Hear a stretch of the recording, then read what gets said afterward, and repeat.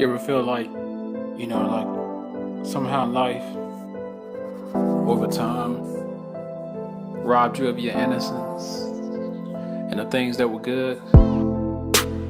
You ever think to yourself, I wish I could get back to the simpler times? Or what happened to me? This is what I hope to help you see. As you listen to the album, There Will Be Fire. Maybe I can inspire you to get back in touch with everything that's good inside. That's my aspiration. That's my desire. To get you wrapped in. I want to get you wrapped in. Just listen.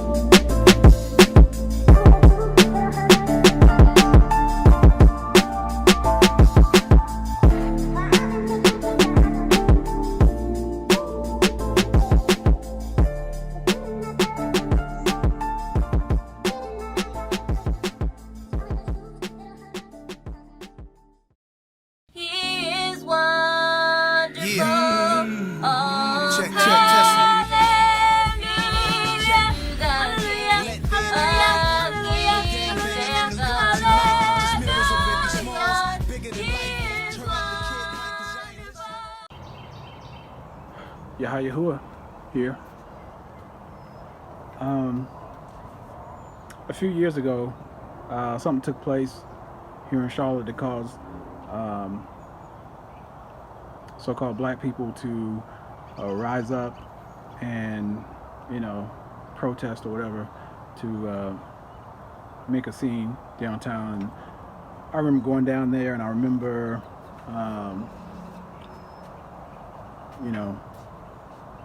chatting, talking with people down there, and I remember a girl. I was recording a video as we talked, and a girl asked me a question. She said, "Do you think that the black man is able to protect his woman, the black woman?" And I said, "Absolutely, absolutely, you can." And she said, "Well, how?"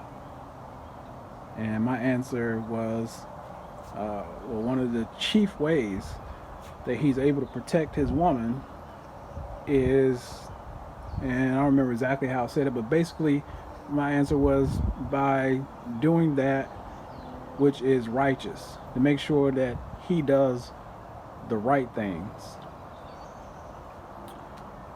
Because in order to protect her, he first of all has to protect himself. Okay?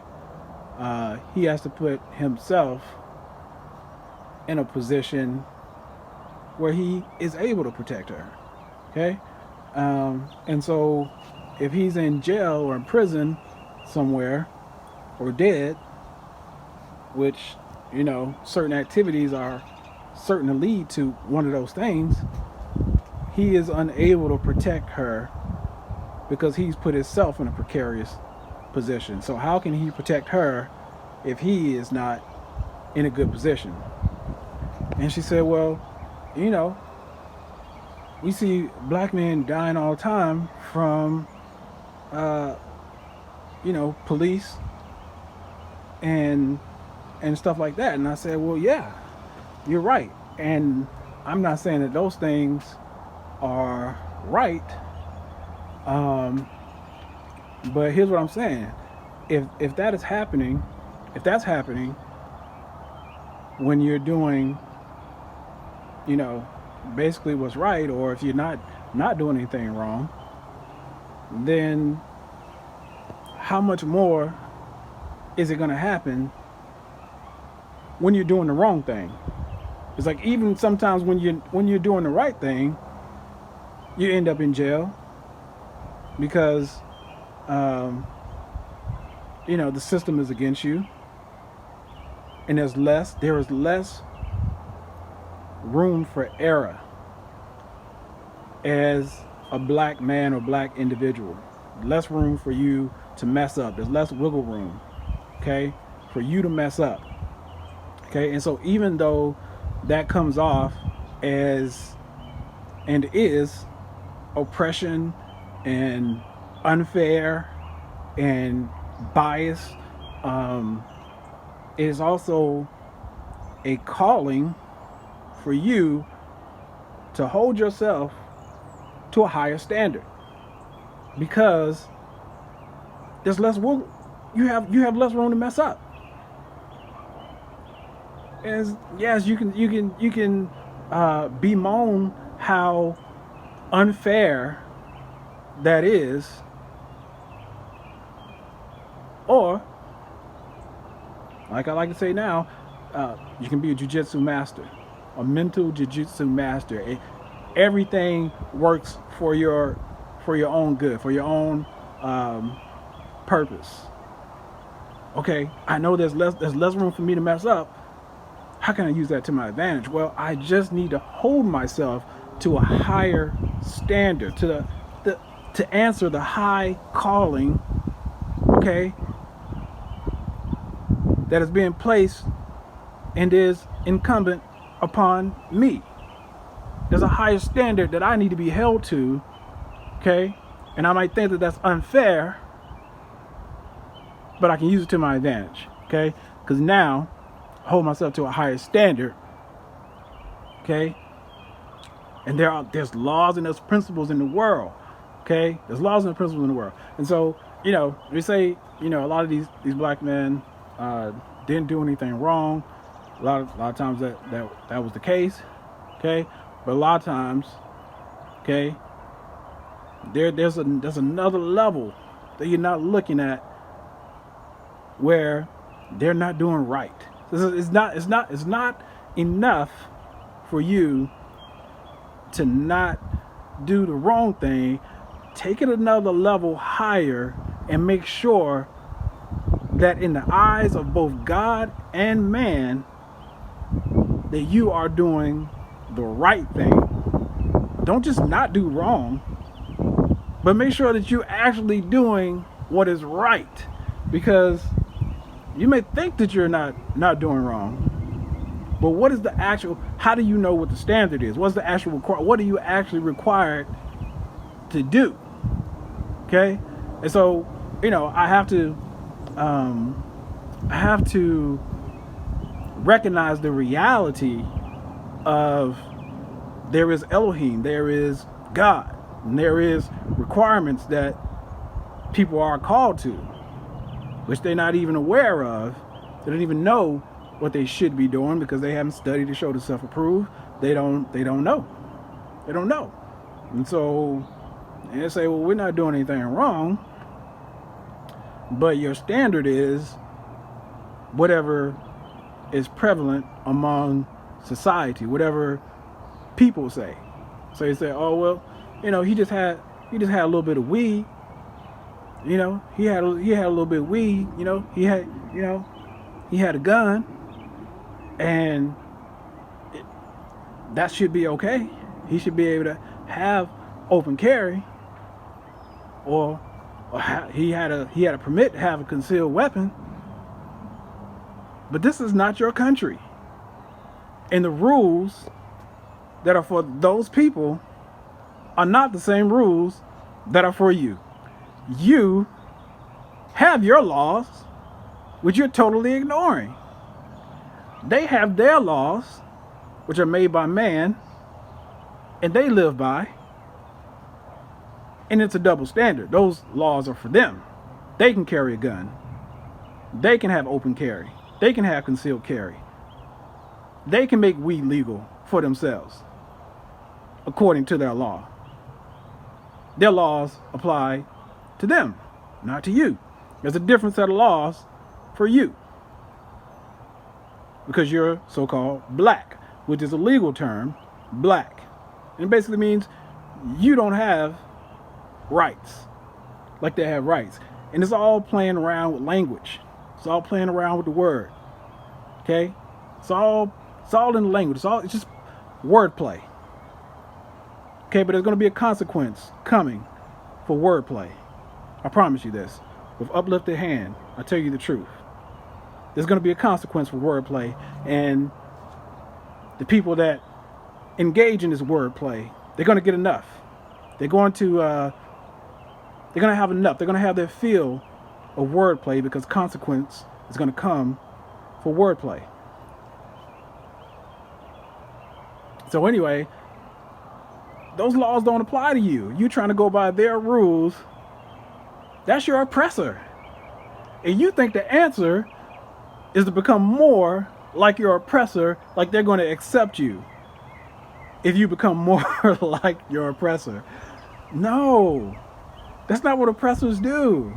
It's your oppressor. You need to understand the reality that your oppressor is your oppressor. Okay? If you go out into if you go out to the wilderness, you go into the woods. This is a situation. You go out to the wilderness, go out into the woods, okay, and you happen to meet a cobra, a python, you meet some adder, a poisonous snake. Do you think that the answer to keep yourself protected and safe is to become more like the adder, to become more like the cobra? That if you get on the ground and start slithering around and start acting like that snake, if you intrude upon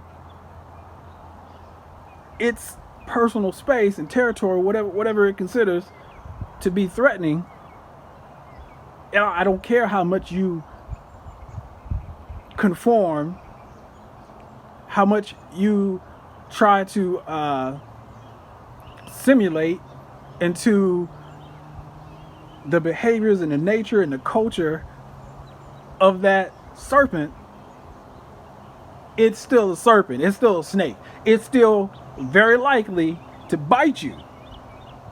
So the answer is not to become more like the snake. No, you must be who you are and who you're called to be. You must act wisely. Okay? Okay?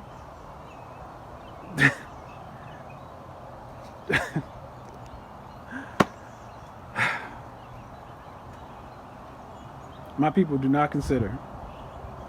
They don't know. A donkey knows its master. My people do not consider. Okay? Your oppressor is just that. It's not your master. It's not the one for you to be conformed to the image of. okay, in the likeness of. That's not what you're called to.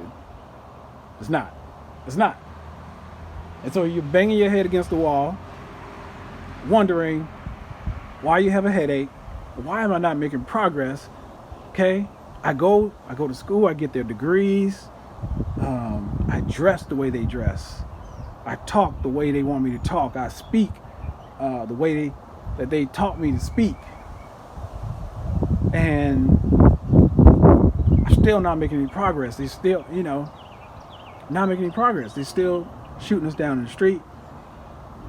They're still arresting us. They're still treating us unfairly. They say one thing, it's the land of opportunity and freedom for all, but they're doing another. These laws don't apply to you.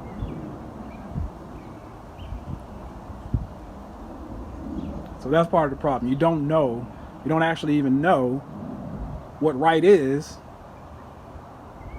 because your standard for judging right or wrong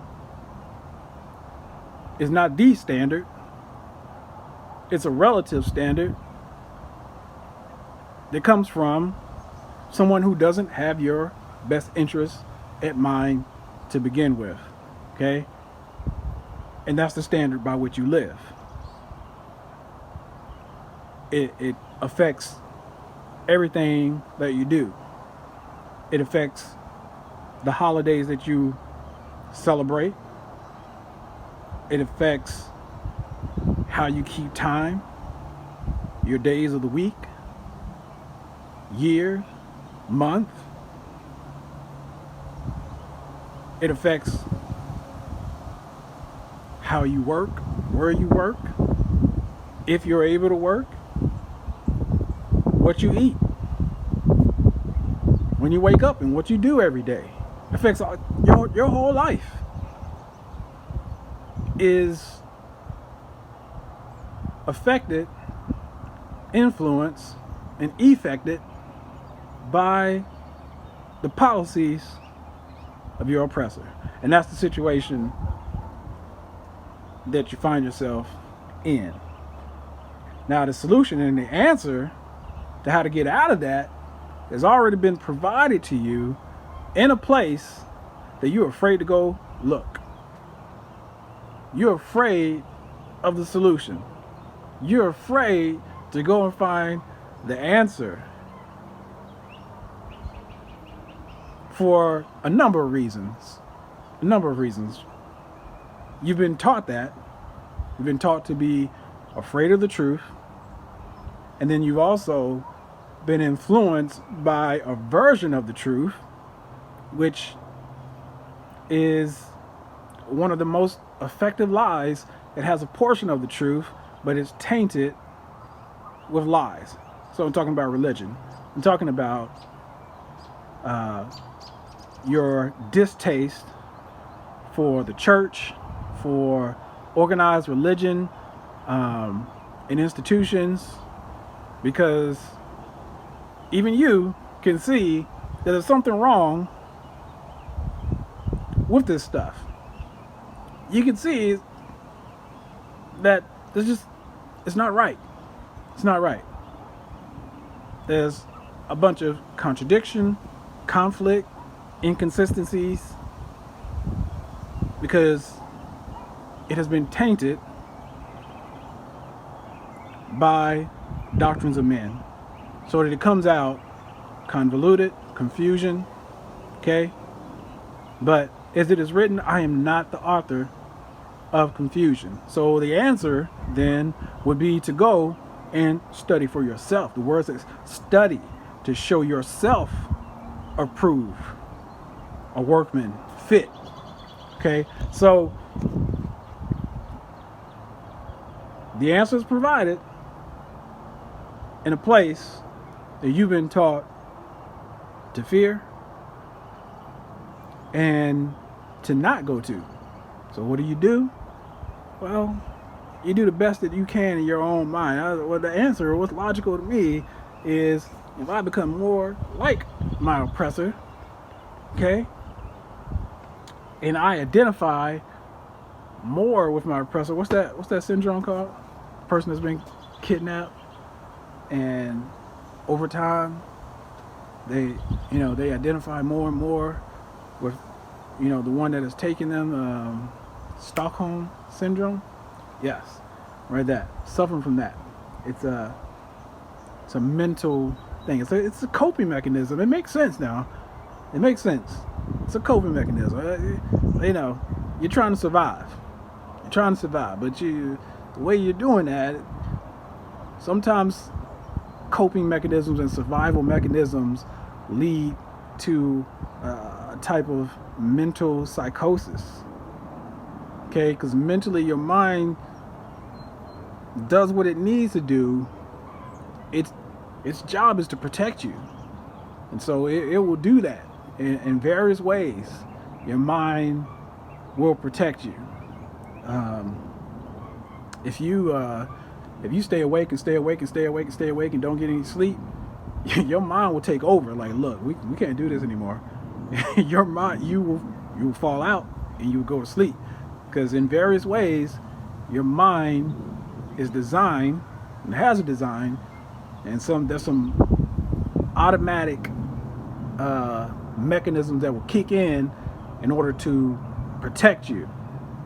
If you're outside and it's freezing cold, you don't have to tell your body, start shivering and shaking so that I can create some motion and some heat to keep me, do the best that I can. Your body automatically will start shivering and shaking, because that's going to cause your body to move, and movement is going to generate heat. So some things that you don't have to do. You don't have to consciously do. Anyway, so some of these things are survival mechanisms, but again, traumatic situations can lead to a type of psychosis, even though what's happening for you is a form of protection. It does, but it's not always. It's the best you can do at the time, but it's not always the best thing for you. So back to the point earlier, how the black man can protect his woman, the black woman. Well, you need to understand what it is that you should be doing, which is righteous. Okay? What the actual right thing is. Because if you are dead, locked up in jail, in prison, you're not even going to be there to be able to protect her. Okay? And besides that, if you don't know the right thing to do, you can't teach her the right thing to do, so that she has that, not just physically being safe, not just protecting her physically from bodily harm from other people, but there's other things, like spiritually, mentally, psychologically. There's other areas in which she needs to be protected. So yes, my answer is the same. You can protect her by doing that which is righteous. And I understand that there's bias, oppression, and unfair treatment of you as a black man, but take that and use that as an opportunity to hold yourself to a high standard, so that you can answer as Saul or Paul. And I don't agree with everything Saul says, but so that you can answer the high calling that is incumbent upon you. You need to be able to answer that high calling. Okay? Because truth be told, you're looked at and deemed as the lowest in the earth everywhere, as a man of color, black. Okay? Everywhere on the globe, everywhere in the earth, in every land, every territory, you are looked at as the lowest on the totem pole. because of the color of your skin, and this is the idea that has become prevalent throughout the world. Well, there's a reason for that. You gotta ask the questions. Why? Well, why is that? You gotta ask the question. If you want the answers, okay, you gotta ask the questions. Blessed are the ones that ask the questions, brother. Like, that's not in the Bible. That came from a different world. Okay, blessed are, one of my favorite episodes when Dwayne and Whitley were, that's when they got married, but it was supposed to be Dwayne and Byron. And Whitley hesitated on getting married, answering the question, will you take him, yada, yada, yada. And then my boy came in and he was like, will you? Like, will you? He's like, baby, please. And he was like, blessed are the ones that ask the questions, brother. But, yeah. All right, so now let me get back to, to what I'm talking about.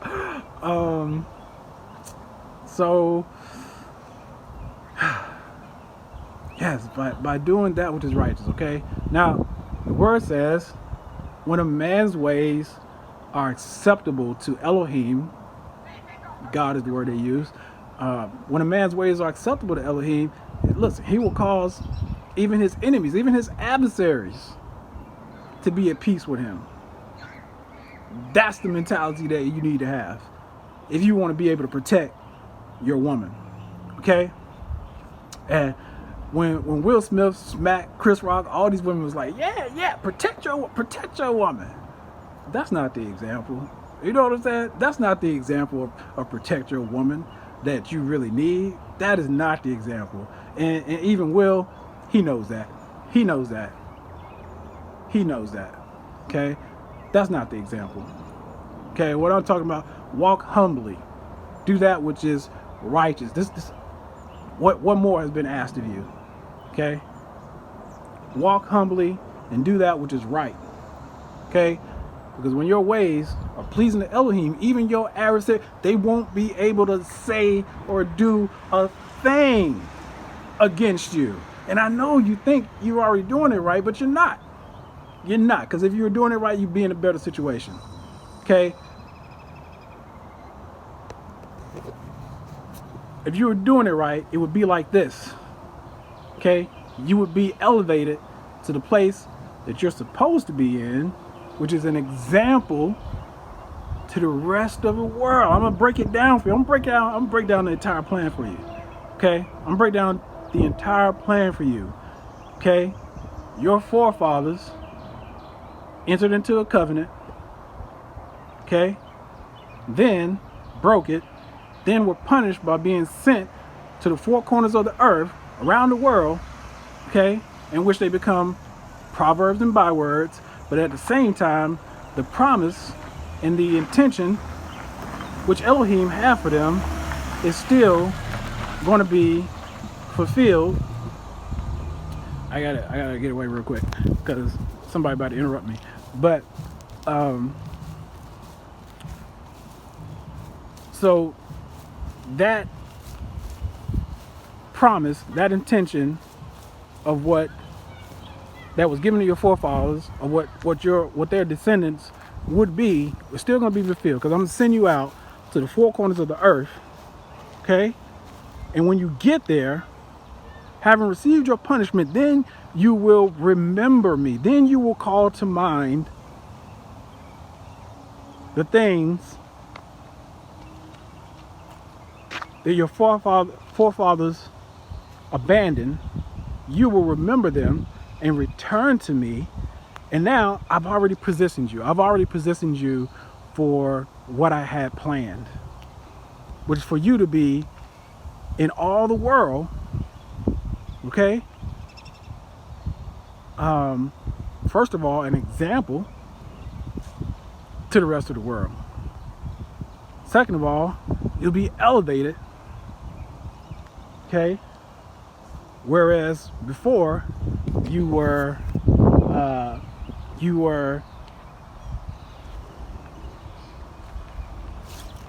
proverbs and bywords and mocked and belittled and viewed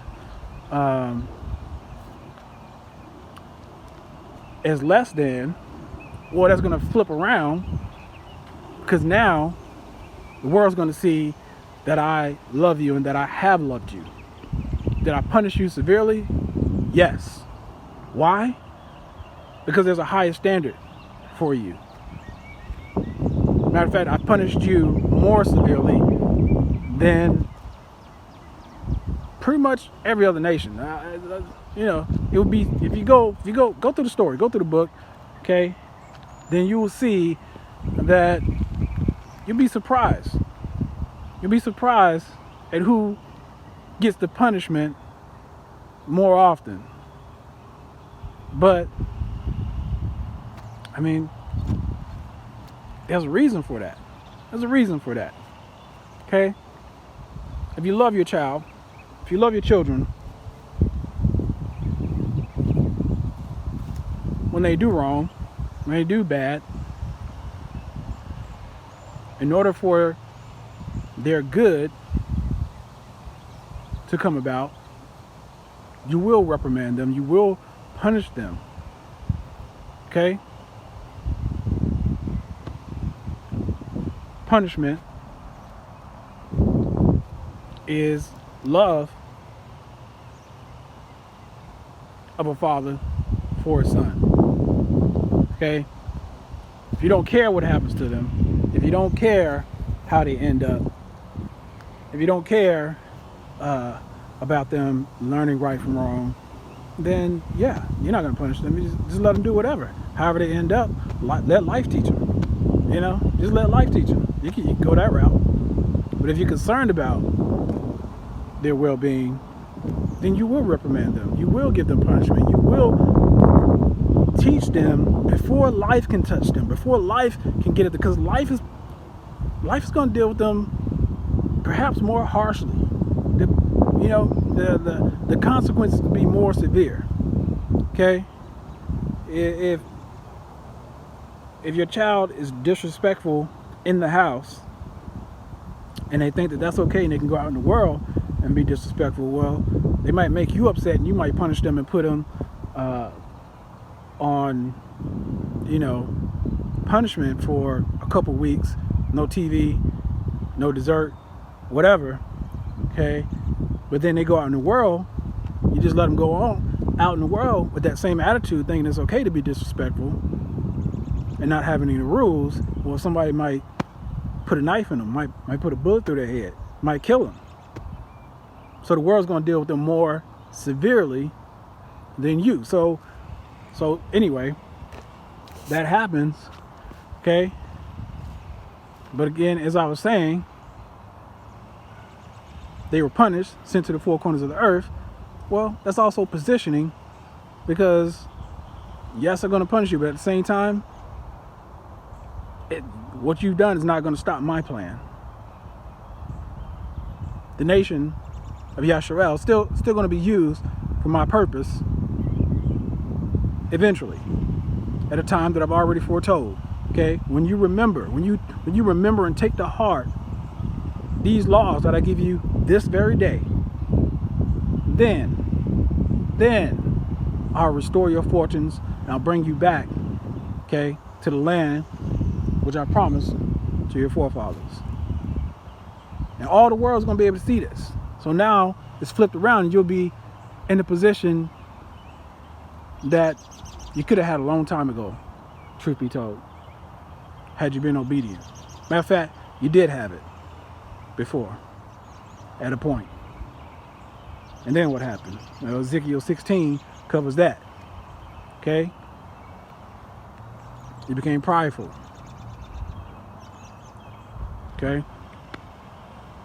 Basically, on account of your beauty. Okay? So now I've been to many places. Let me try to get back to and sum it all up to the main topic, which is black man being able to protect black woman. Okay? And again, if your ways are pleasing to Elohim, even your adversary, even your enemy, okay, will be at peace with you. So when that is the case, then no one in the world, your oppressor, they won't be able to say anything against you. Even they will have to admit these people are truly righteous. There's a certain point. I don't care how much a person abuses their conscience with evil, wicked thoughts, okay? With prejudice and bias, okay? There's a breaking point. There's a breaking point where older humanity, at some point you have to come to a reality of the truth of what you're dealing with and what you're facing at some point. Okay? So, and this is a thing that MLK tapped into, where he learned from Gandhi, right? With the whole nonviolent movement. Okay? And what Gandhi did, and how in a nonviolent way they confronted their enemies and adversaries who had guns and weapons. Okay,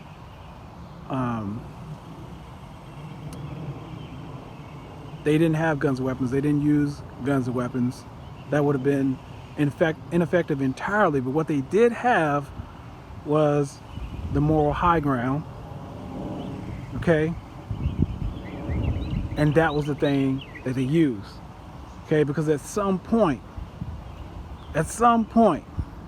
most people, the majority of people, 99.99% of people, okay, now you may have some really sadistic, truly evil person that no matter what is not going to, they're not going to be swayed by anything, because they're that full of evil, hatred, anger, and hate. Okay? But that's not 99%. Even most people who have ideas of bigotry and prejudice and that sort of thing, they learn that behavior, was taught that, it's ingrained in them as a belief, but even they can come out of it when faced with the reality that anybody could be good, anybody could be evil. Okay? It's really a choice. It really has nothing to do with the color of your skin. Okay, which, while I'm on the topic, let me get to the point that just being black, so-called black or brown, or having melanin doesn't necessarily make you righteous or good either. It doesn't necessarily mean that you're going to be saved. It doesn't mean that, you're chosen. No. Okay? Anyway, the point is that if you truly hold yourself to that higher standard as a collective people, then the whole world will now they're going to have to evaluate, they're going to have to look, they're going to listen, maybe we were wrong about these people, because look at what they're doing. Look at how they behave. Look at how they dress. It's all righteous. Look at how they eat. It's all righteous. Look how they serve their Aluhym. It's all righteousness. You wonder why you're the lowest in the earth. Because you rejected your Aluhym. And you say, we didn't reject our Aluhym. Our forefathers did that. Well, what are you doing now? What are you doing? Aren't you doing the same as them? Aren't you celebrating those pagan holidays? Aren't you breaking all the laws and still calling yourself righteous? Aren't you confessing that you love Jesus and you love God, and at the same time you're celebrating Baal? Wasn't that the same thing that they did? Go check the story. Go check the book and see whether or not they were doing those same exact things. So how are you any better than they were? How have you fit the requirement, which is in Deuteronomy chapter 30? I'm going to give you the solution. I'm going to give you the answer. It's in Deuteronomy chapter 30. Then, when you call to mind these things in the lands to which I send you, and you take them to heart, then I'll restore your fortunes. Deuteronomy chapter 30. Okay? So that's the answer. That's the solution. Return to your Aluhym. That's what you need to do. Okay? And you keep protesting. You keep the very one that's oppressing you is the one that you keep looking to for solution. That's the one that you're looking to for remedy. The very one that's kicking you. Hey, that makes sense to a certain extent. Somebody keep kicking me, I might say, hey man, stop kicking me. But if I see that they're still kicking and bashing my head in, got their knee literally on my neck, then, you know, common sense might tell me that maybe this ain't the one that I need. I know. Common sense is not common, but there are some things that you can reasonably expect a person to come to a conclusion about. A reasonably intelligent person, there's some things that you can reasonably expect a person to be able to grasp.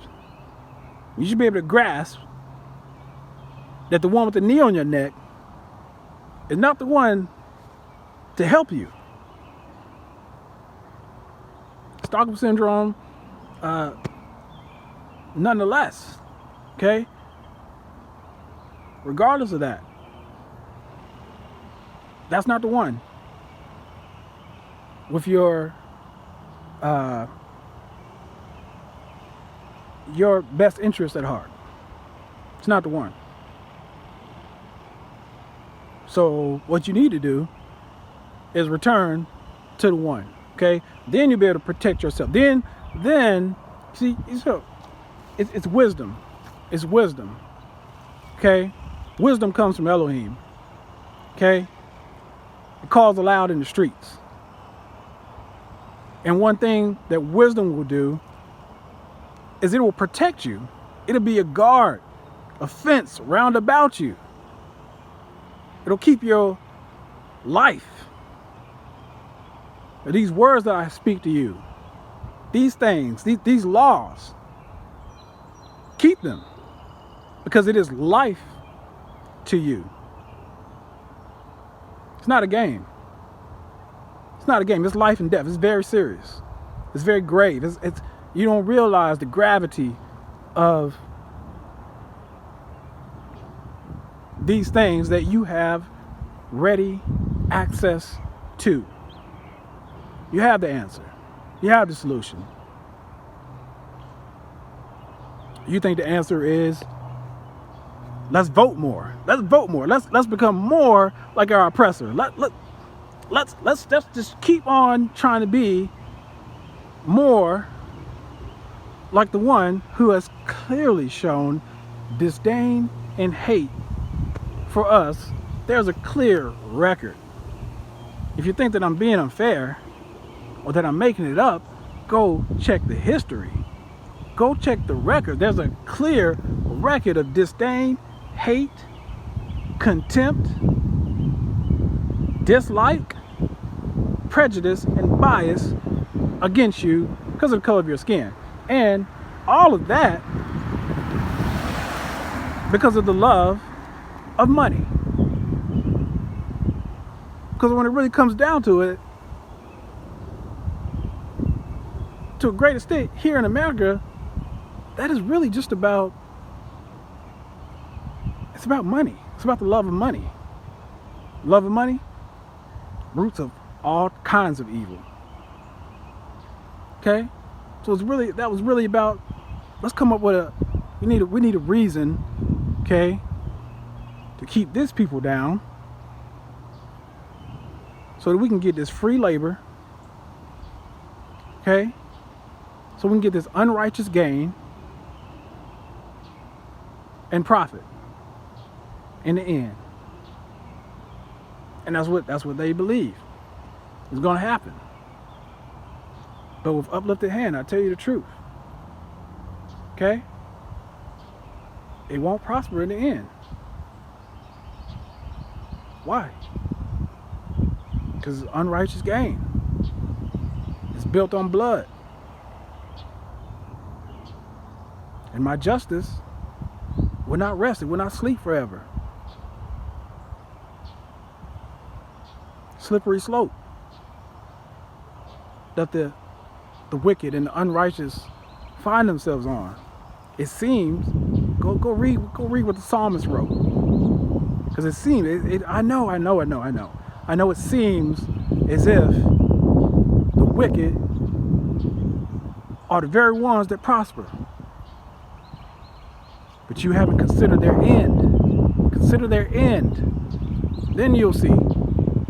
Because I'm in control of all of this. I'm in control of all of this. And I have authority. I have control. I have power over life and death itself. So if I say that this will live, then that will live. If I say this will die, then that will die. I'm just give them time. I remember I took a job in Indianapolis, Indiana. Took a job for IBM, systems integration for the new Indianapolis airport. And in the interview, a woman said, I'll give you enough rope to hang yourself. Well, that was a poor choice of words for a white woman to say to apparently a black man. But anyway, I'm going to use that expression now to explain precisely what it is when it comes to the appearance or the apparent situation where the wicked are the ones to prosper. Just giving them enough rope to hang themselves. Okay? Because eventually, judgment day, eventually consequence, eventually there's recompense, there's answering for the things that have been done, good or evil. I'm going to call into question. I'm going to call into judgment everything that's been done. And I'm going to judge righteously. So maybe you haven't considered their end, and they haven't considered their end. Say, well, Elohim's not going to do, if there is a God, he ain't going to do nothing good or bad. Well, we'll see about that. We'll see about that. So I'm just giving you enough rope to hang yourself. Now I know for certain. Now I know for sure what you'll do. Because when nobody's looking, when you think there's no consequence, okay? When you think there's no consequences, now I know your real nature. Now I know what you really believe by what you've done. Now I know your true character by what you've done. It's the things that you do. It's the things that you do, good or evil. That tells me your true character. That tells me what you really believe. That tells me what you really hold to be important. That tells me whether or not you're able to discern the difference between that which is holy and that which is common. That's how I know. By what you do. That's how I know. So I give you the opportunity. I'm tell you the right thing to do. I'm gonna lead you correctly.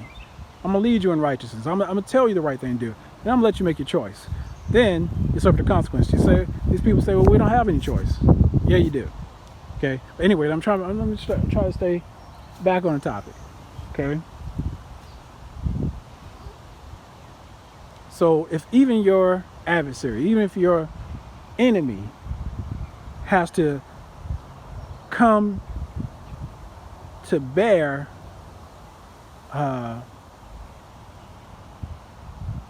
witness to the fact that your ways are righteousness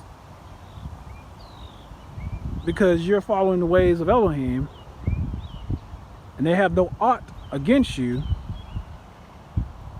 which they can even contrive. Now you put yourself in a position where you're able to protect yourself as well as your woman.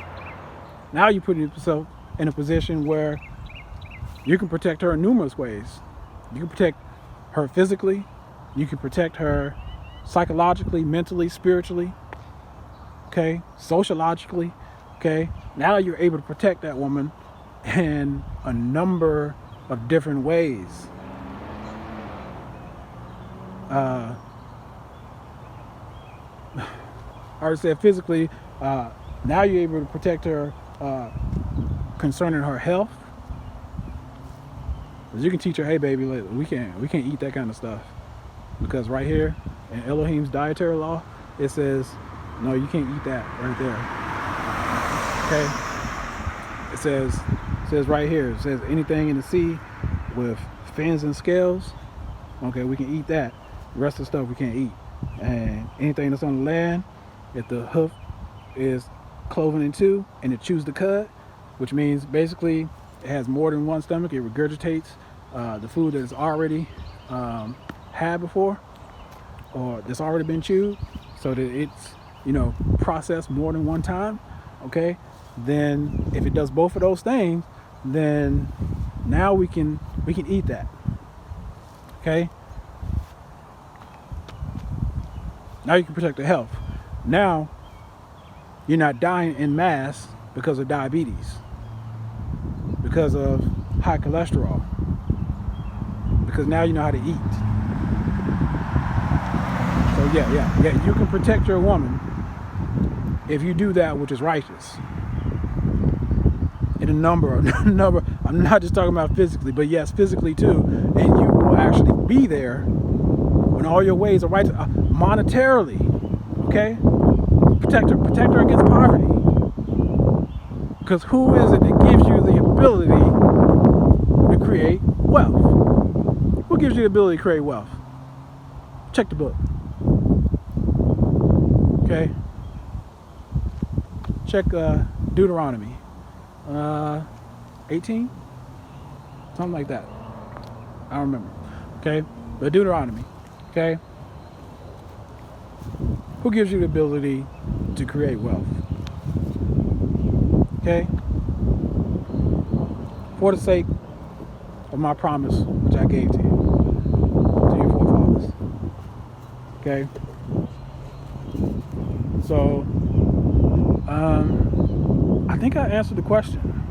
Now, I hope that I answered the question. Let me think. Can a black man protect his woman? Okay? And, you know, whether she's black or whether she's not black, answer is the same. Yes, he can. By doing that which is righteous, that's an automatic, that's a high level of protection for her. And so the woman, she needs to understand this too, so that she gets out of the understanding, you know, back in the 90s, Salt and Pepper had a song about a roughneck. I need a roughneck. Something, I don't know. I don't remember. It was Red Bucket song all the time. Okay? Looking for a roughneck. So, you know, hey, whatever, you know, whatever merits a roughneck has, okay, that may not be the most suitable and effective form of protection. You know why? Because life is, I say 99% mental, and the rest, maybe 0.5%, maybe one half to maybe 1% physical, but it's mostly mental. It's mostly non-physical. Okay. So I don't care how strong he is. I don't care how much of a roughneck he is, how much of a thug, how muscular. Listen, the main muscle that he needs is up here. That's where he needs to be strong. Yes. Yeah. He need a strong neck to hold up all that brain. You know what I'm saying? If that's what your definition of a roughneck is, then okay. Now we're talking about something. Okay. Now we're talking. Because he need to be straining to carry the weight of his brain. My grandma used to say, that boy heavy in his head. And she was just talking about schoolwork.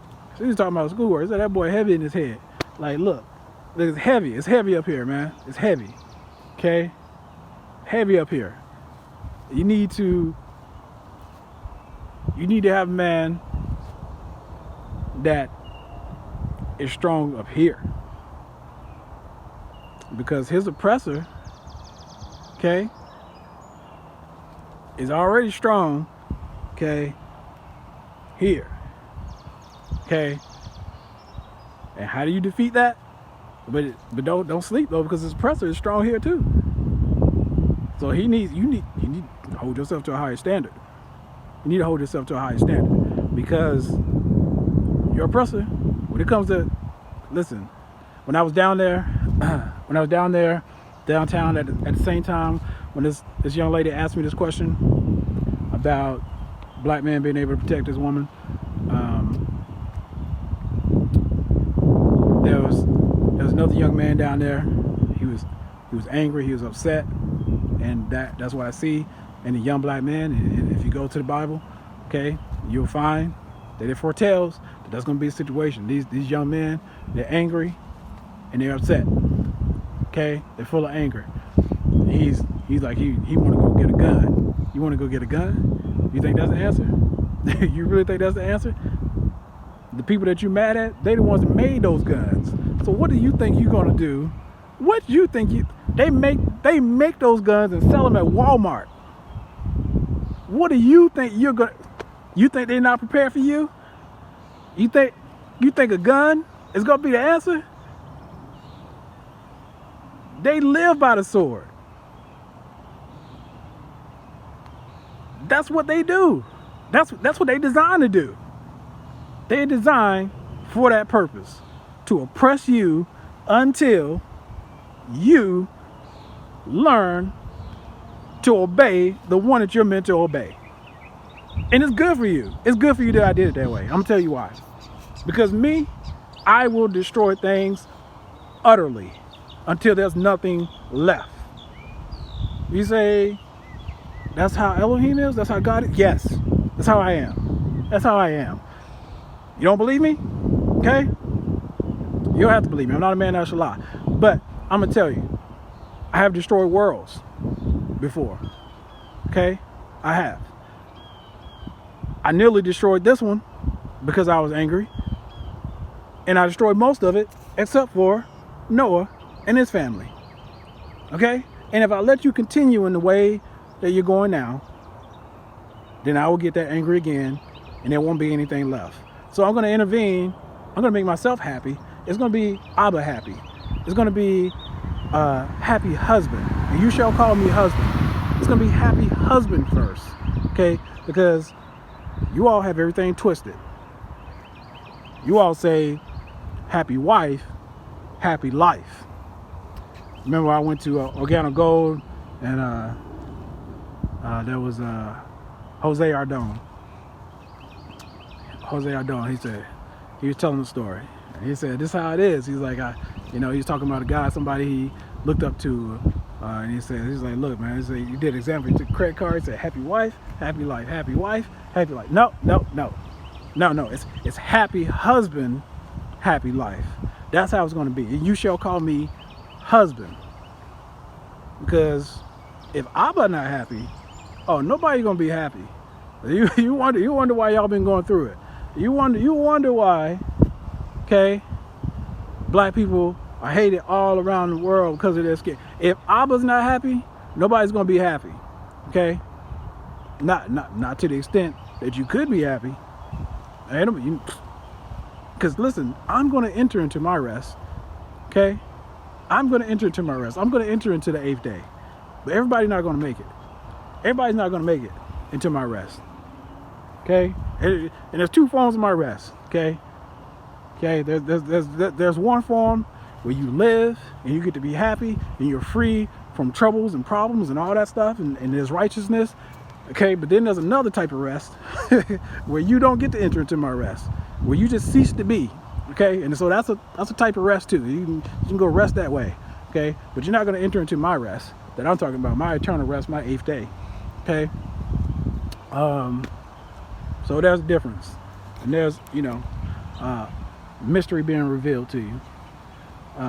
That's what I do. I reveal the mysteries. So hey. So we're approaching 1 hour for this video. I really didn't intend for this video to be this long, but it's fine. It's good. I'm happy with how it's going.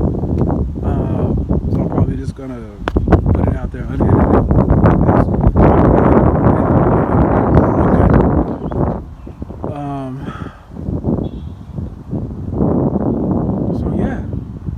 Again, let me reiterate. The black man, so-called black man, melanated man, you can protect your woman best by doing that which is righteous. Well, how are you to know what is righteous? Well, that's not subjective. There is a standard for what righteousness is, and it is not subject to your emotion. It's not subject to where you live, who the political